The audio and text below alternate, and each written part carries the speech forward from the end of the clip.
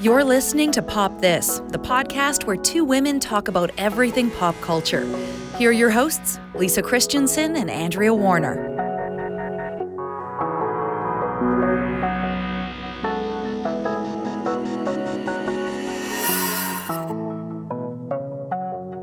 So I know both of you would have noticed that the Real Housewives took a hiatus. No, okay, no, I knew. Like dead silence. There's two of the series on right now at the same time: the Real Housewives of New York and the Real Housewives of Beverly Hills. Okay. And they both took a break. One, New York, because one of the people left, so they had to kind of regroup. And the awkward thing is now we are living, and wondered how long this would take, when reality TV started to kind of the virus is catching up, right? Oh, like reflect the pandemic? Reflecting, Right, yes, yeah. yes, the pandemic. So when it came back, I guess what happened is, well, you know enough about reality TV to know that you'll watch the thing happening, and then we do those cutaways, you know, the testimonials that they're sitting in their living rooms all done up. Yeah. And they kind of explain what happened in the scene. Well, the testimonials are now being filmed by themselves at home, presumably without crews and lighting and makeup. So it's a lot to take in. That's not what everyone really looks like to me. And it's also kind of painful because on one of the episodes on Beverly Hills, which came back as I said, this week, there was an auction, a charity auction. And many of the things that people were bidding on were like trips to Rome and trips to Whistler. And now all you can do is as I say, I like my reality TV to be my escape, but now it just broke my heart to just think of, like, nobody went on any of these trips. None of these trips happened. I think we should all spare a thought for the producers of those shows. Speaking as a producer. That, and what does the future look like? Like, I guess there's not going to be any. I mean, a few, some people like sports fans, and I equate sports and reality TV as exactly the same. So I know that sports fans are watching old games. And marble racing. Yeah, there you go, marble racing. I don't know, what is that? What do you mean? Literal racing marbles. Yeah, that doesn't surprise me. Anyway, there is a streaming network that has all the reality TV seasons. I'm sure I've told you. And so people now, if you are on like different sites, they're like, season 2 of Atlanta was the best, or season 3 of New Jersey, because they're going back and watching them all over again. That makes sense. So now I feel like I might just, as much as I'm sort of complaining about these testimonials, I don't know when I'll ever see any new Real Housewives. I mean, let's be honest. The whole point of the show is to put them together to yell at each other. I think that's the future of TV, though, because there's going to be at one point so much content that is undifferentiated from the rest of the content. Because I think when I see Jamie Oliver's cooking shows, he's been cooking on TV since he was a teenager. And so there must be enough content to eventually for Jamie Oliver just to have a TV channel of himself cooking 24/7 at different ages in his life, from like age 17 or whenever he started to age 70 whenever he retires. It's just going to be different Jamie Olivers cooking all of the time on TV. Everyone's going to have to get a little bit creative, and I've noticed, you watch with, the person watching the show and comment along with them. Yeah. So there's probably going to be a lot of repackaging of things and of best ofs, and I mean, they can imagine they have done. They do the reunion. Do you guys know what the reunions are? We've talked about the reunions before, for sure. Yeah. Yeah. So they did Zoom reunions, which Okay. apparently was just as fun. Although it's hard to, I guess you can walk out, because the best part of a reunion is when one of the housewives gets up and just can't take it and leaves. But this time she just turns off the camera in a fit of despair, and there's no producer in her ear to talk her back. Well, all you want is them to get up and start walking, and then have that awkward seat where you can see the behind the stage, and a producer with a headset running and the clipboard, like trying to convince them to come back. I think this is actually where it's going to end up being that you reconsider all the franchises that you thought you didn't like. And this is going to be where you fall in love with, like, one of the really low budget franchises that you never made time for. And then suddenly you're going to, like, appreciate it in a whole new pandemic light. I haven't really spent any time in Dallas or Potomac, so there's a chance for me to get caught up now. There you go. And then, of course, there's so many in England, right? My personal favorite title is the Real Scousewives of Liverpool. Is that not clever? I don't know. Is it? Scouse What is a scousewife? Well, scouse is a slang term for someone from Liverpool. Oh, okay. Oh, I didn't know that at all. So that is clever. Sorry. Yeah. There you go. When you explain it. It's so funny that you draw the example between sports and reality TV, because I think the same could be the future of sports too, because there's so many decades of sports. And so, like, what difference does it make if you're watching some sports game from 1982 or you're watching a current game? Like, it's I don't know. Like, I think that in the future there could be just like a stream where it doesn't matter if the game you're watching is current or not. It's just... Well, we're all adjusting. That's true. I have a feeling people are going to have to just suddenly just say, I can't do this, because especially with, I guess here's where my comparison between reality TV and sports doesn't work, because as of yet, I haven't heard of any housewives testing positive and not being able to go to work. So yeah, that has not happened yet. But that has happened to an awful lot of the athletes that, with baseball, especially in hockey, that have been trying to get back. Yeah. Is that they're all sick and they're not really sure what's going to happen there and how they're going to play these things. So I just know that every season of a housewife franchise is yelling at parties and then a trip somewhere, some vacation. You got to go on a trip. You know what might happen? Because New Zealand has actually beat COVID. There are no new cases. Everything is kind of good there. Maybe this is the time where, like, Kiwi TV really takes off. And, like, New Zealand is going to be, like, sort of making a bunch of new reality television, making a bunch of new, like, fictional programming, comedy, drama, whatever. And it's going to end up, like, on our airwaves, because that's really the only place where people are relatively safe. So there'd be 6 to 10 Housewives franchise all running around different cities in New Zealand. And then maybe all the stadiums get taken over by all the football teams and the basketball teams and all the other teams. And so New Zealand just becomes the number one production center of the world. This is New Zealand's chance to shine, man. Like, they've already been doing such a great job. So this is very exciting. I feel like they kind of want to not be on the radar, though. I feel like they want to just be, like, not bragging because people keep coming there. I mean, they're going to, like, obviously all air travel ceased, but really making, use of their homegrown talent. I could watch the Flight of the Conchords over and over and over again. Are they making new ones of those, or Lord of the Rings? Not yet, but I mean, I think eventually. Tammy Nielsen, a great Canadian, New Zealand-based musician, is super talented and could really, like, pull off, like, something super cool. Phil, the host of The Amazing Race, maybe he could just do don't even remind me. There's no way I'm seeing The Amazing Race for years now. Like, years. It is like Lorde is the only person doing stadium concerts. So absolutely. Lorde is recording in New Zealand, isn't she? And I guess this will be a chance for, like, the girl from Whale Rider to have her come back. I can't remember her name. Keisha Hughes. Anyway, I'm excited for her. Like, we could all get into rugby because the All Blacks are the best team in the world in rugby. So lots of opportunity, guys. Yeah, I feel it now. So I mean, I started with a lament for the housewives, and we end with a celebration of New Zealand. Honestly, that's the best, the best result, right? Like, that's great. Yeah, and let's just hope Peter Jackson's got some ideas, because we're gonna need them soon. Well, I would be 100% on board if they could, like, figure out a way to ensure that the entire crew from the old guard is COVID free.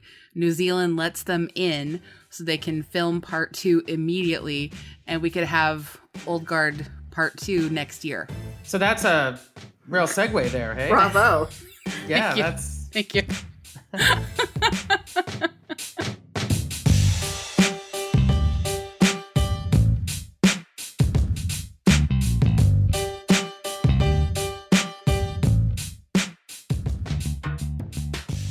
I'm Andrea Warner. I'm Lisa Christiansen. I'm Andrea Gin. And you're listening to Pop This. And we are really excited to talk about The Old Guard. Very excited. Oh my God.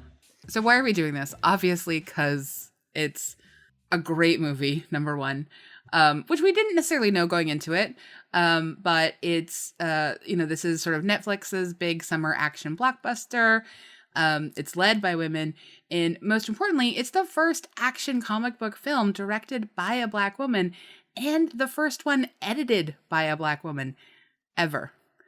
And we'll get into all of their backgrounds and everything like that. But I just, first ever 2020. Hate that we're still knocking out those firsts. Yeah, and I think the other great thing about this movie as well is that our team of mercenaries is led by a woman.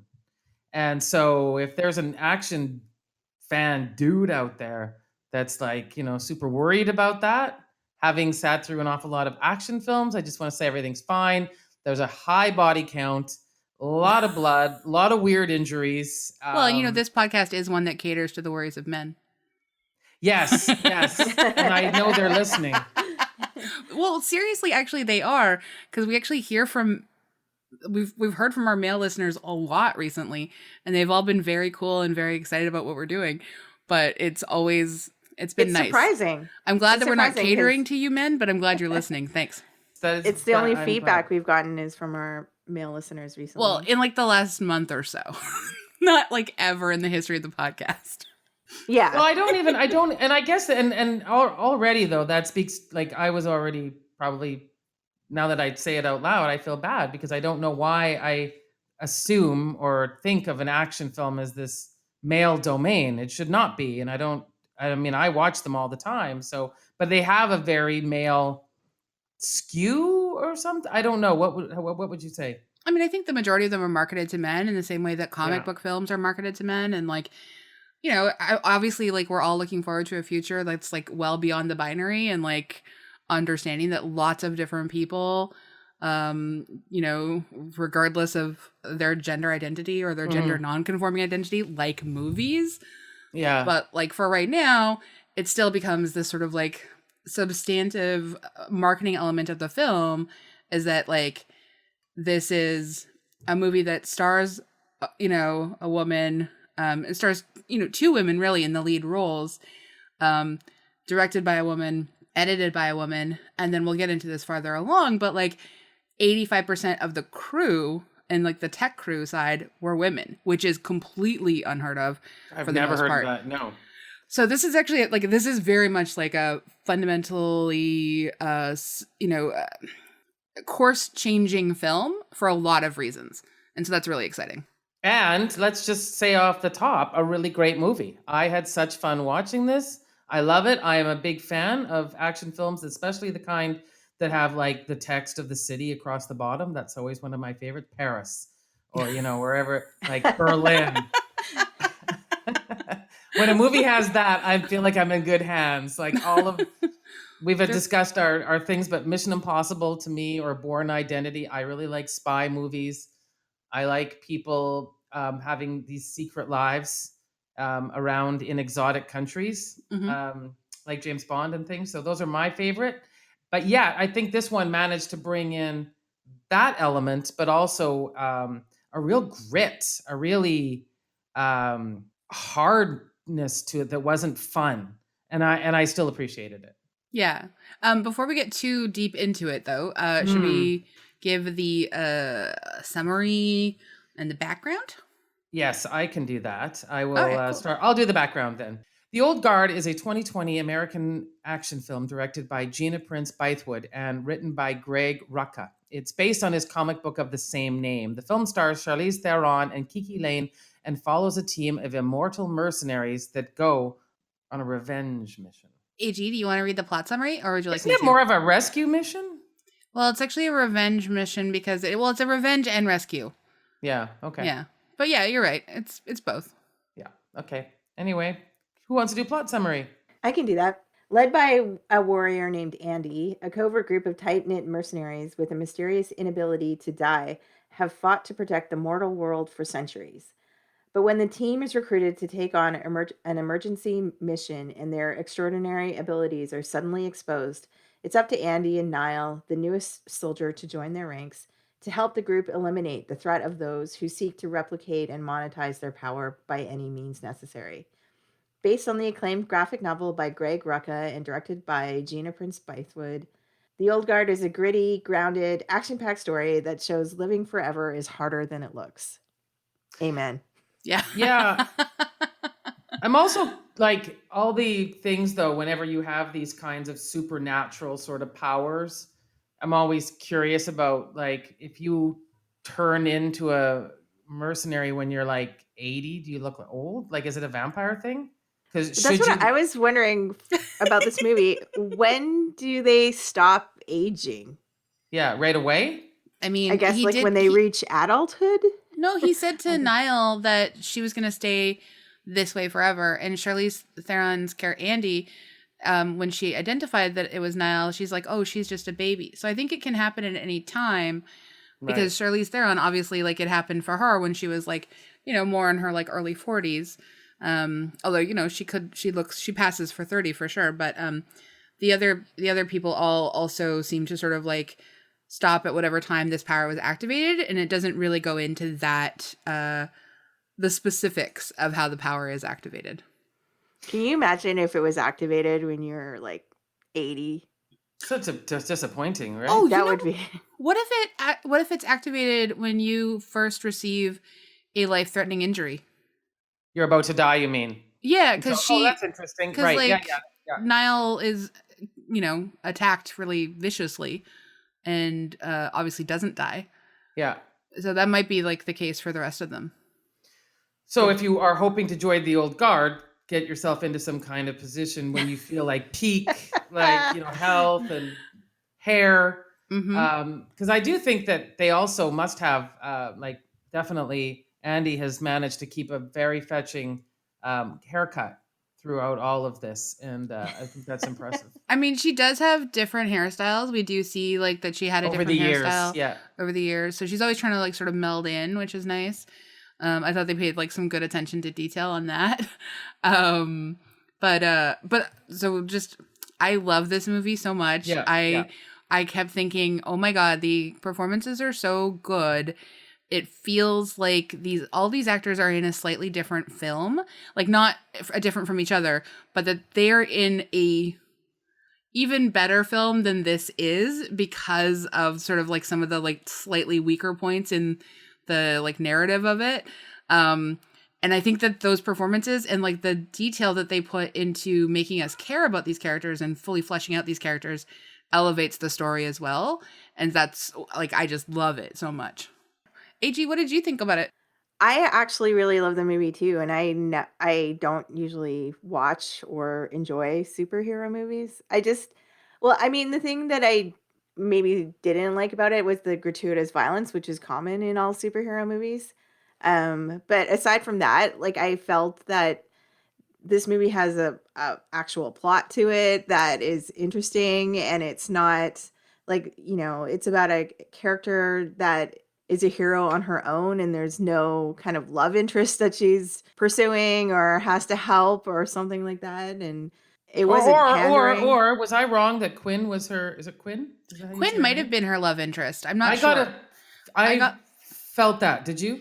I got a light vibe, but I wasn't sure.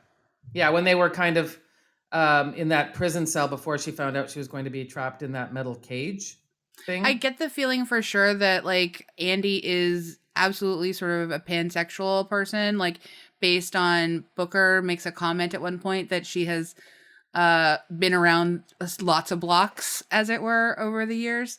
And she sort of like slyly smiles and then moves on. But I definitely got like a vibe between Quinn and Andy. Yeah, so did I. Yeah. But I mean, it wasn't a storyline No, in the movie it's not. where No, she no, no. was going to, rescue. Her mission No. was to rescue. And, I'm mainly talking about like sort of male-female relationships and love interests that are so common in superhero movies. Yeah, we're definitely not like bound by like having to have some kind of stupid investment in like a kind of terrible heterosexual relationship, because like so often Like Wonder Woman. Oh my god, Hey, what's wrong with Wonder Woman? Well, I love the first half of Wonder Woman, but I hate the fact that like she Steve? is sidled with Steve. Like, oh my god, like It's Chris Pine. He's the best Chris now. yeah. Well, I know he's the best Chris. I just like I don't have any use for him as Steve. But her story didn't need that character. I enjoyed that part. Look, we had a rom-com fight last week. That was an action. No, it's not a rom-com fight. It was just that, is she not entitled to have a really great evening, which she did? She's totally entitled to it. I don't want to see it being how she saves the world. I don't need Steve to like be her motivation. She's got enough stuff going on. I agree with all of that. I just think that the Steve night was it looked fun. That's all I'm give saying. her a great night for sure. Like I want to Yeah. see her ride whoever she wants into any kind of morning. I just don't need it to be like how she's like thrust into her power to save the day. That was quite a word to use there. It was purposeful.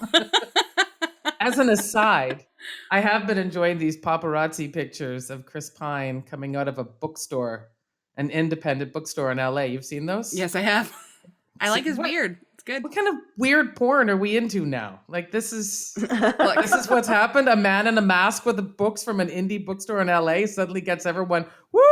Like honestly, when he remember that shot of him in the Academy Awards when he's crying the single tear, still moves me to this day. Anyway, so beyond that though, yes, and well, back to the old guard. I was super interested, AG, in how you felt it because you have had some unkind words for summer blockbusters over the years. Your distaste for them is noted and vociferous, and I love it. And I was just so curious as to how you felt about it. This totally, didn't feel, the problem I have with blockbusters is that they seem so formulaic. They seem so like all the action heroes are so dependent on CGI, and it's like, oh, of course they're gonna not be defeated because they're, they've got all the powers that they need that appear to them in the moment that they need it. And it's never in doubt that they're gonna be victorious in this and what the ending of the story is gonna be. And it seems like every superhero movie I ever see has virtually the same plot. But this movie felt different. There's a lot of things I was thinking about after the movie was over. Just the characters were fully developed. It was kind of a different take on things, and it was an actual plot that was an interesting, inventive plot that that didn't seem like predictable. It was better than Benjamin Button's too. Sorry, that's what I. Is that your measure of movies? I was thinking about the scene where Booker is explaining how the devastation of, like had a family and they get old and you don't. And I was thinking in Benjamin Button's, Cate Blanchett kept getting older, Benjamin kept getting younger. And how awkward that was for them. I mean, that is awkward for sure. It's true. Agreed with you there. I've never seen Benjamin Button, just FYI. Don't ever. I'm not going. I'm good. Like, if you ever think you're going to think about watching it, I'll come over and we'll have a talk. Like, don't for any, ever watch that movie. Thank you. Yeah, you'll never unsee it. I mean, I don't need to see Brad Pitt in a diaper, but I guess it would also be kind of okay. that image you will never unsee an old man baby. So this is completely. Sorry. I went. Anyway, better than Benjamin Button's. Okay, cool. I mean, honestly, that should be the tagline on the poster. Now that should be Lisa's movie critic. Like Oh her my God, thumbs up, please. thumbs down is like better than Benjamin Button. Yeah, that's That will be great. my new measurement. But I think like one of the things that you mentioned, AG, that I think is actually really critical is that the movie feels different because I think that we care more about the characters, and because even though we know that they are so-called immortal, we also know that at any time, for some reason, they could be mortal.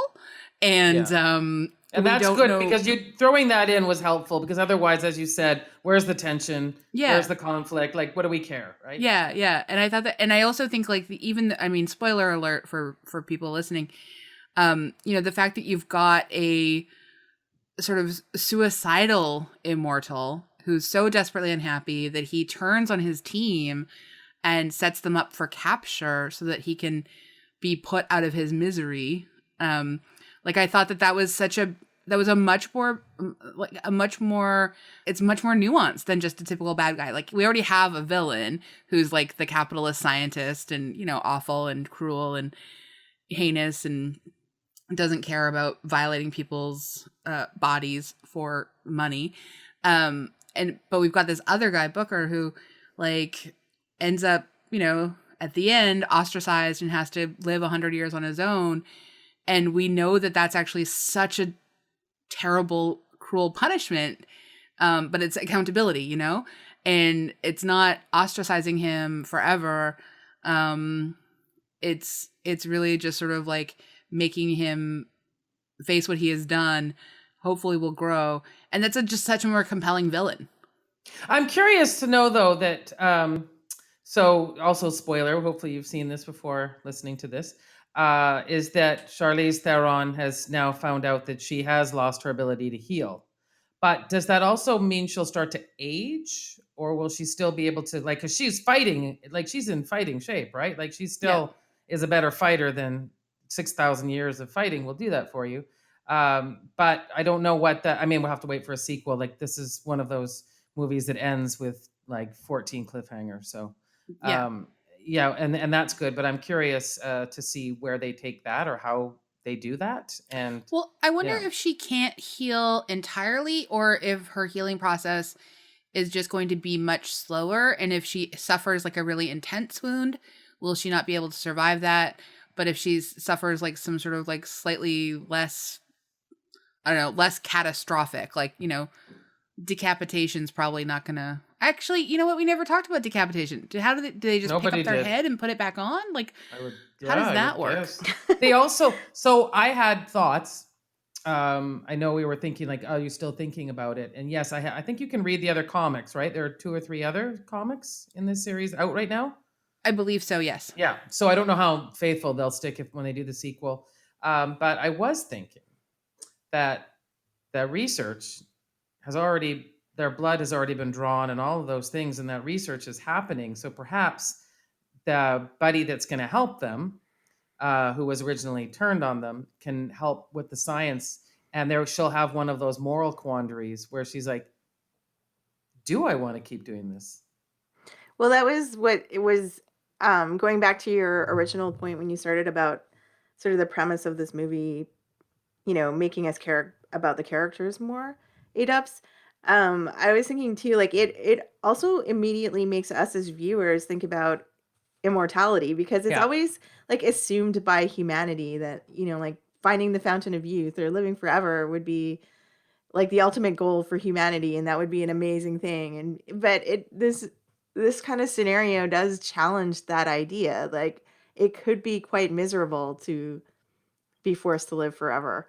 Well, mainly I think they point that out with the connections you try to make with other people.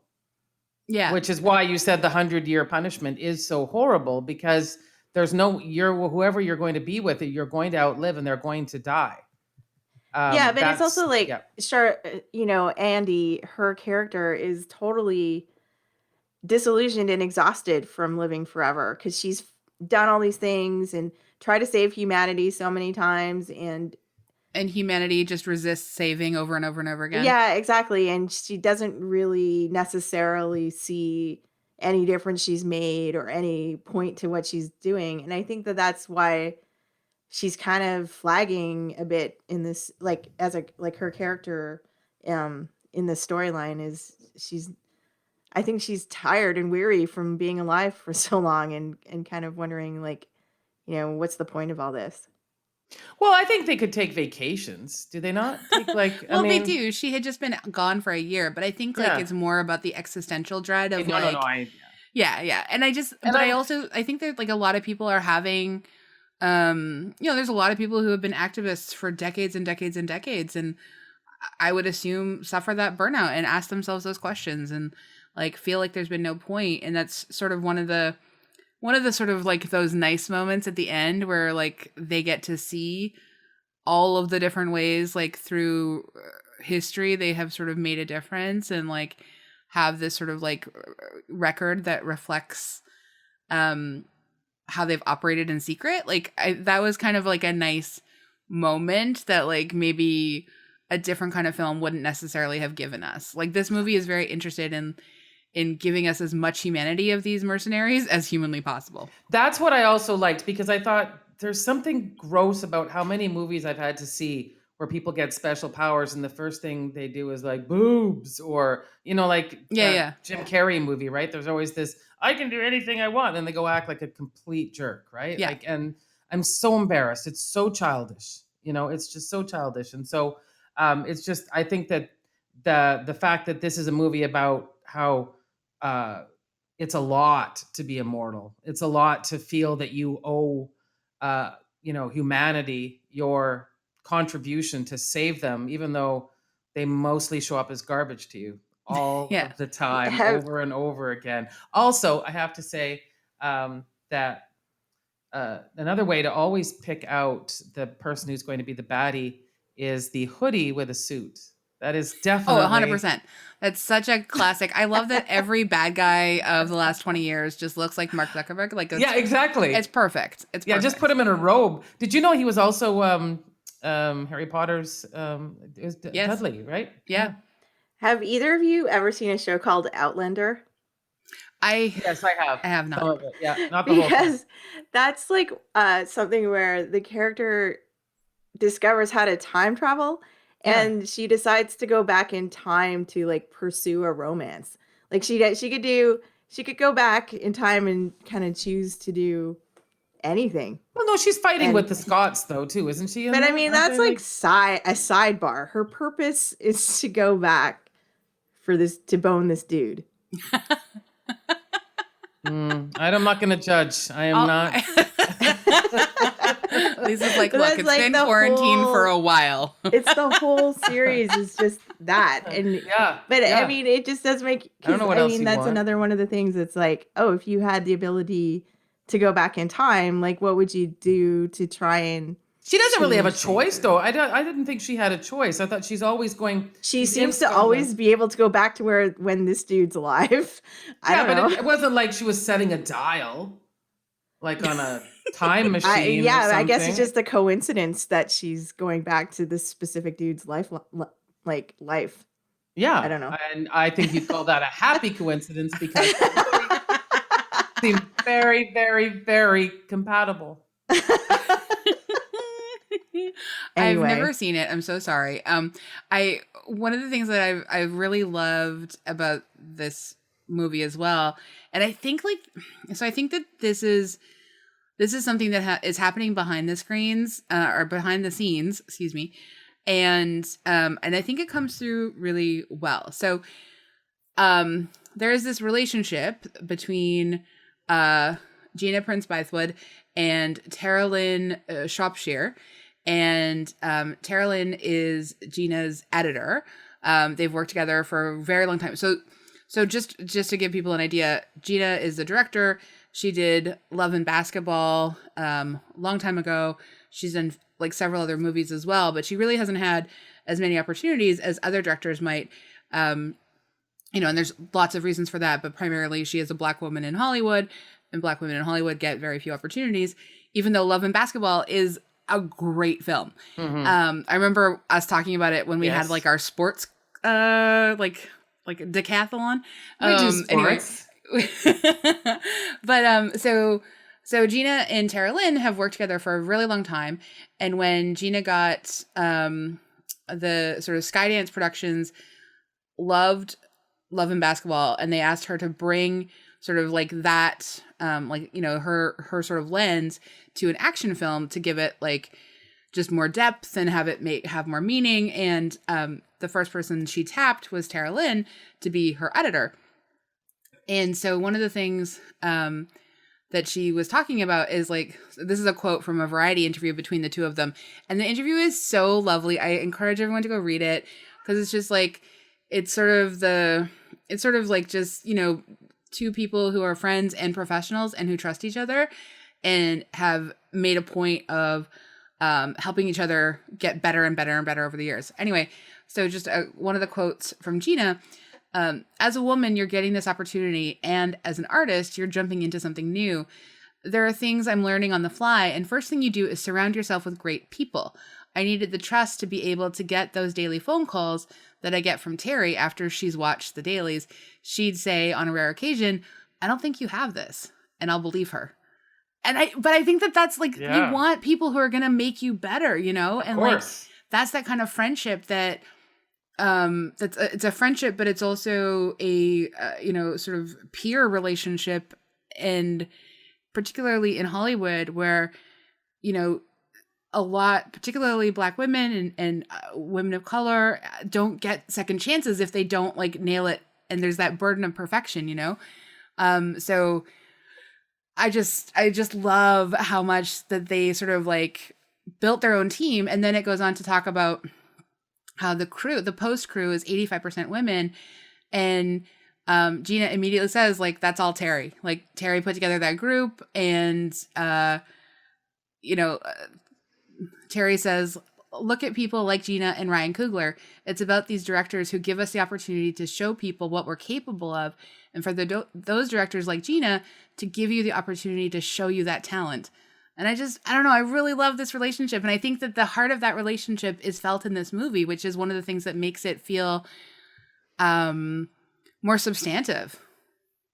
Yeah, and the fact that I think that it really highlighted the relationships. That was the big part of this movie, right? The relationship between these people and what they owe to each other and how they take care of each other and love each other and what it means to be part of this team. I think there were a lot of nice character details as well. Like at the beginning, even when Andy's just eating the baklava. Yeah, I guess you can guess where it's from. Yeah, exactly. Because remember a few weeks ago when you recommended watching Nadia's Time to Eat? Yeah. There's an episode where she does baklava and she talks about all the different flavors of it. And that was the first time I realized that baklava comes in like tons and tons of different I did, yeah, that's true. I didn't even really think about that.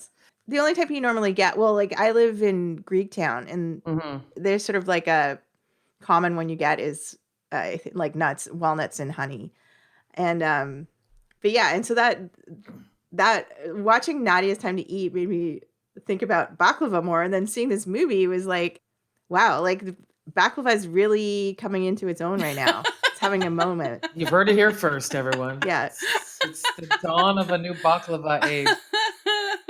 But I just wanted to say my favorite line in the whole movie, and it still makes me laugh now, is after, I think it's Copley hires the crew to go and save these children. I guess he said that they were abducted. Who was lying. Big liar. But he said, how will I contact you? And she goes, I'll send you an invoice. Imagine the paperwork. Who's doing that paperwork? I love it. To see the your email in the morning subject line, thousands dead invoice, or whatever. I really love, and so that's another thing I want to talk about is just like Charlize Theron's performance and Kiki Lane's performance. I just think both of, and I love to see them go toe to toe. I mean, Kiki Lane is like a relatively, much newer actress. I mean, they're obviously you don't have to compare them, but like, I just think of her as Furiosa, and that was such a different performance than Andy. But, sort of still. Also in Atomic Blonde. Did you see that one? I never saw Atomic Blonde. Charlize really good. Yeah. But she's having an amazing career. Like she's choosing really incredible roles. It's not all, she could easily kind of fall into that blonde bombshell kind of Hollywood stereotype. Yeah, I think Charlize Theron is doing some really incredible things, and I love how much she is pushing herself so far beyond the sort of limited confines of what sort of Hollywood, I'm sure, is trying to cast her in all the time. And like, I think that Kiki Lane's going to have that same career, is just, I hope, getting a chance to sort of prove herself in all of these different ways. Like it's, and even just like every sort of moment that goes across both of their faces, like their faces are doing so much work in this film. And every expression, every that sort of like anger and that resignation on Andy's part, and the anger and fear on Kiki's part, like or Niall's part, excuse me. I just really found them. I really found the dynamic between the two of them just super wonderful. But I think Andy could have a little bit kinder. It's a big jump to find out you're immortal, though. There's a harshness to Andy. It's not like she sees these people all the time. So I thought she'd be a little bit more, here's a manual, sort of Leslie Knope style, No like one a nice has binder. written her a binder. No, I really love the harshness of Andy, and me too. Niall being this new person who understands ultimately that like you can't do stuff alone, and comes back to sort of rescue them, and like has to have that, that call, her heroic journey, as it were, her call to action comes like a bit later, and in rising to that occasion, Andy sort of starts to remember, why they do what they do, and why it's important, and why they have to keep such a low profile, and then when she sees everything she's been a part of and that the group has been a part of, actually, you know what? I think where I really finally fully got it is when the group is recounting for Niall what happened to Quinn. And the description of what happens to Quinn. I know that is horrible. It like really, really. That's the stuff of nightmares. That is stuff of not just one, but several nights in a row. Nightmares. Like, it unsettled me so deeply. And then the fact that Niall was like, I can feel her anger. I can feel her madness, And so I knew that I figured we would see her at some point. I just wasn't sure how we would see her. But like that post-credits sequence was, oh my God, chef's kiss. Like I was, I know. Yeah. Like, Quinn! The detail She's of not her very drinking, happy, the detail of her drinking water when he goes into the apartment. Yeah, it was just like the cherry on top of everything.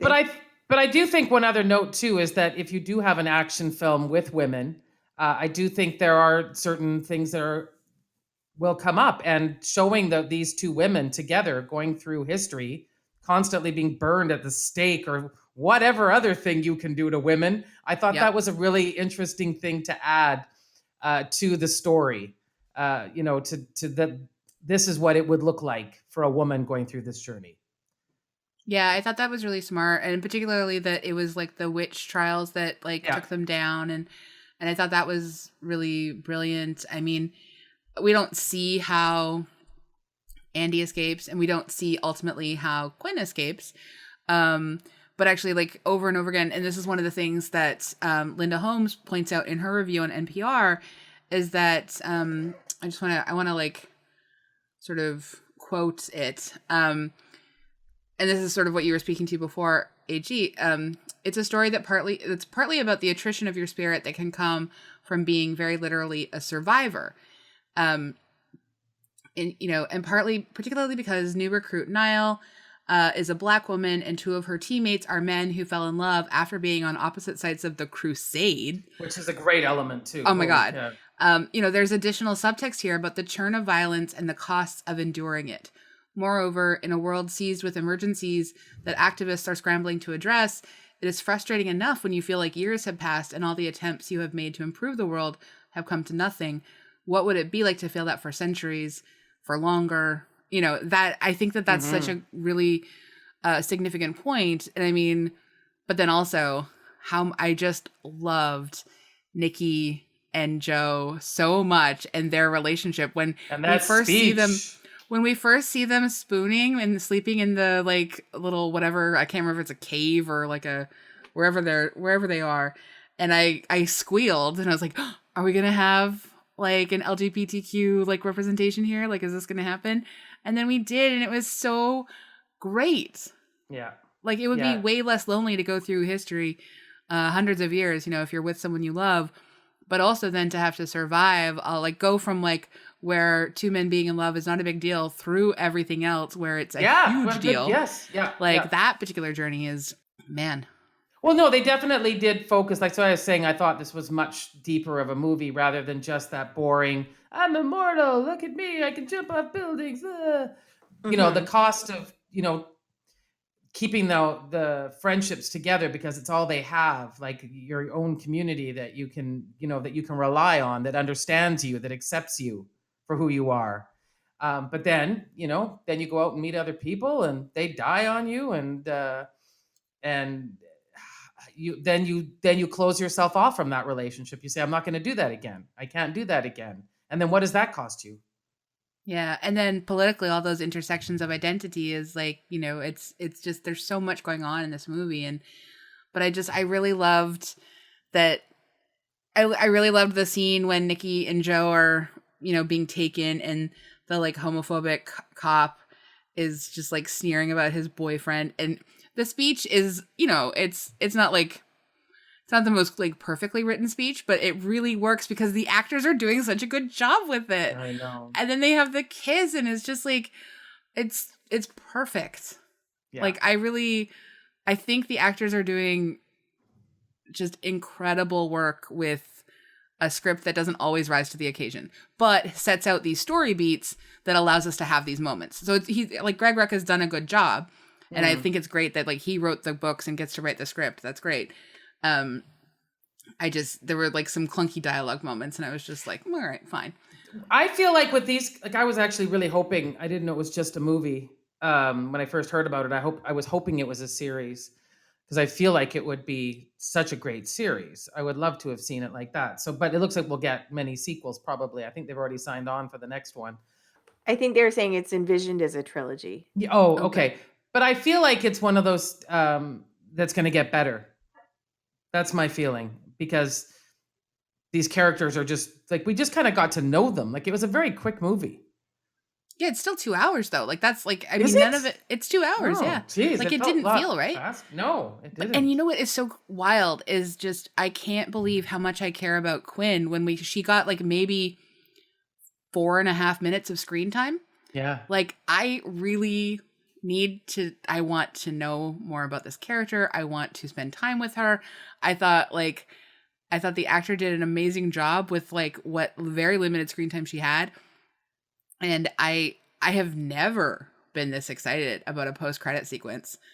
And about it signaling a part 2. Like, but so what do you think Quinn's frame of mind is in that scene? Like, what do you think the trajectory of the next installment of this movie will be? Like, revenge? Is she angry? Is she getting revenge? I feel like that's what she seemed extremely angry. Yeah, I would be. I think it'll be one of those situations where she tries to convince Booker to seek revenge on Andy because I think she's mad at Andy for giving up looking for her. Mm-hmm. Or at least that's what I'm envisioning. But then I think like they'll do this thing where they sort of like come to some kind of understanding because probably like, I don't know if Andy will make it through to the third film. She might, but who knows? But because she's already sort of in this weakened state. And I mean, I really do like just the torture that Quinn would have experienced would take quite a significant toll on her mental health. So she's probably not necessarily, making the most lucid, kind decisions. I just like, what do you want from part 2 and part 3? Given that we have not read the books. So we're saying that we're going in just with our dreamers on. Our dreamers on. That's fun. Our dreamers. I wonder if it wants to bring in some contemporary storylines now, if they haven't started working on it yet. We've had such a there are so many things going on in the world that it could, because when it was made, I don't know if we were in quite the same place on the planet. So I think it's going to have, it's, tried to be very real and very like, our maniacal corporate big pharma guy, right? We're now in a weird position where we're all like, I hope big pharma can help us out here. Well, it seems like, Niall has reinvigorated the group because and so, I mean, it'll be interesting to see, Lisa, you're right, if they do incorporate any modern storylines that are true to life because in their history, they kind of suggest that it's, based on news events, the people that she rescued or the things that she did. So, yeah, maybe she'll go into sort of like policy and, create some helpful, like become a judge or like a Supreme Court judge. Guys, remember they want low profile roles. Oh yeah. They're not looking for a lifetime appointment. They've already got that. Yeah. Yeah. You're right. Wow. Hat tip to Lisa. That's indeed. Yeah. That was nice. AG, what do you envision for them? Oh, well, like I was saying, I think, like Niall, I see Niall kind of taking over the group because she's young and has the energy. And I think she starts to direct what they do and where they go and who they help. And so, yeah. Maybe I can see. Oh, sorry, go ahead. I just see her becoming the sort of center of the franchise. And I can see like Quinn maybe kidnapping Andy, and then Niall has to step into that void that Andy leaves. And then like... No, there's only 3 in their team now, though, if Andy's gone. Well, Quinn's going to have Booker, so... Yeah, exactly. So there's only 3. There maybe they add another one, or that's too many. I don't know. Maybe at the end, maybe like the third, they'd like add another person finally. I do think that there's something, they have the blood now, right? In that lab, and that we didn't kill that doctor. Did she die? No, she just got pushed out of the way. I mean, I mean, he's obviously dead, but we don't know whether the lab can then be, because we don't know whether or not Copley's going to be able to take that and protect them. Like that's like that is my thinking going forward, is that they have this like person who's gonna, obviously he's gonna scrub them from cameras, and he's gonna probably take that DNA and like hold it tight and like put it somewhere under lock and key. So I don't know. Yeah. So does this movie pop? Oh, so yes. pop. Lots of gunshots right to the face. 100%. Yeah, it is bloody, but it is. you see a lot of people. It's a real action film. It's a real action film. Yeah. Yes. Lots of faceless soldiers just dying everywhere.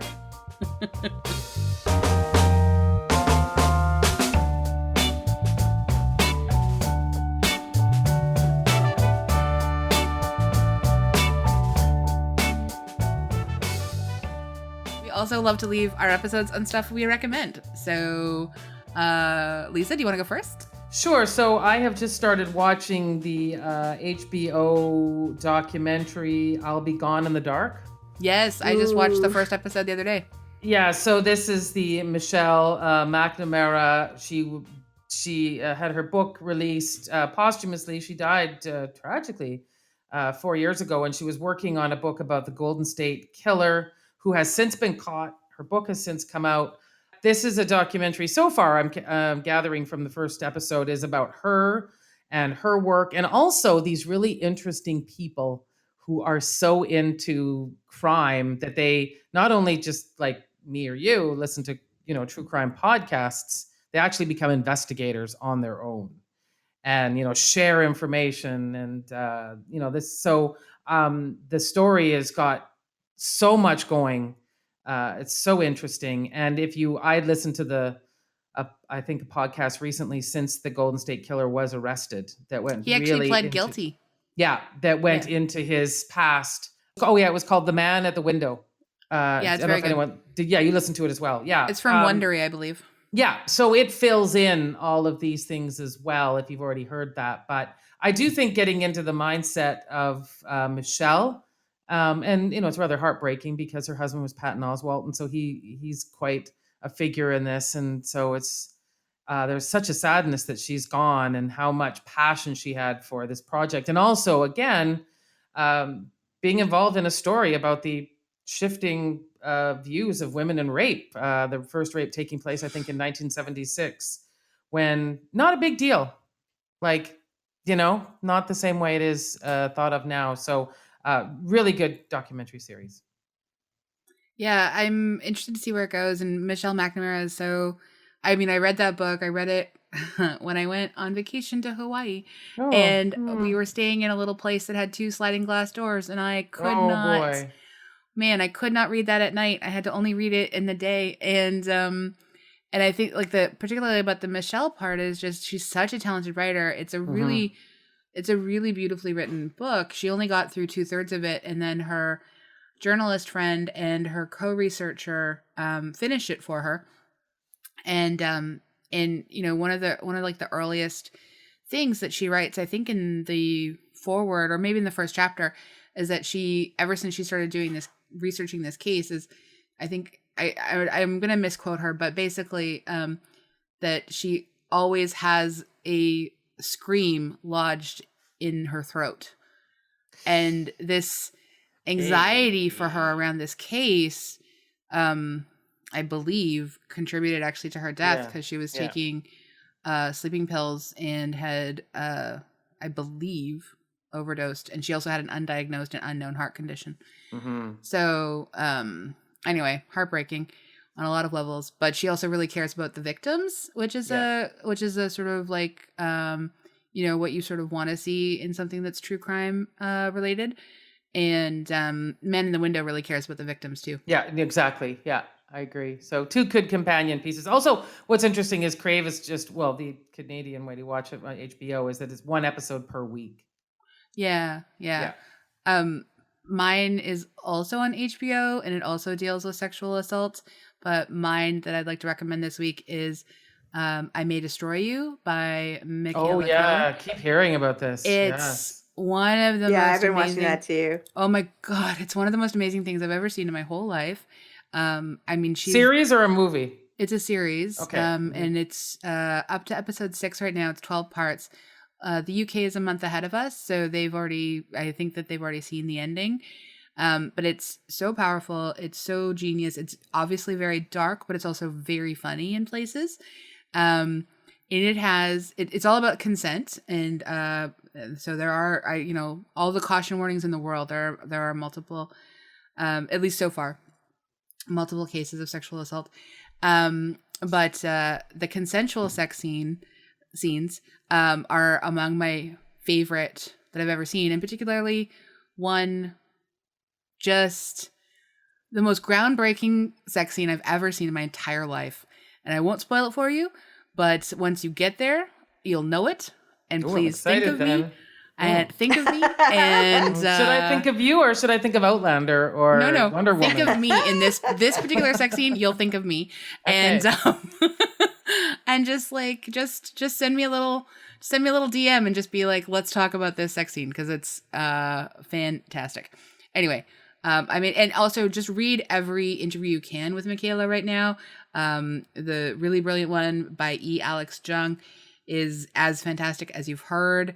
It was for New York. It was the cover story of New York Magazine. It's just reading about Michaela, and she wrote this series as inspired by her own sexual assault. It's incredible.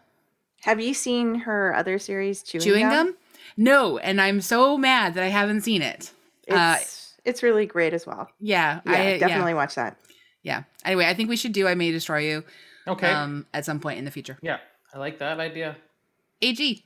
My recommendation is this TV show called Hannah on Amazon Prime. And it's a thriller. The second season was just released, and it's a thriller and a coming of age story, and it's about these girls who are being trained to be extremely high level child soldiers. Oh. And basically she's one of them and escapes. And the sort of reasoning the CIA is using training girls to do this is because they're the least likely to be suspected of being spies and assassins. And so, yeah, it's a really great thriller. And it's also like you get to know Hannah she's an amazing heroine in this TV series. I highly recommend it. That's awesome. Wow, it's a real light episode of Pop This week, hey? Yeah. Well, the actual conversation itself, pretty light. Then all of our recommendations, super dark. But no, it's good. It's great. It's all great TV. Thank you so much, everyone, for listening. You could hang out with us on Twitter, on Facebook, on Instagram. You could email us at popthiscollective@gmail.com. And please send me all your thoughts about that sex scene once you get to it. The consensual sex scene. Thank you. Excited. So thanks again for all of you to listening. Andrea Gin is our producer and our co-host during our pandemic times. Who knows what's happening, but it's lovely to have her every week here. So excited. Thank you. All right. Thanks, everyone. Bye. Thank you. Bye.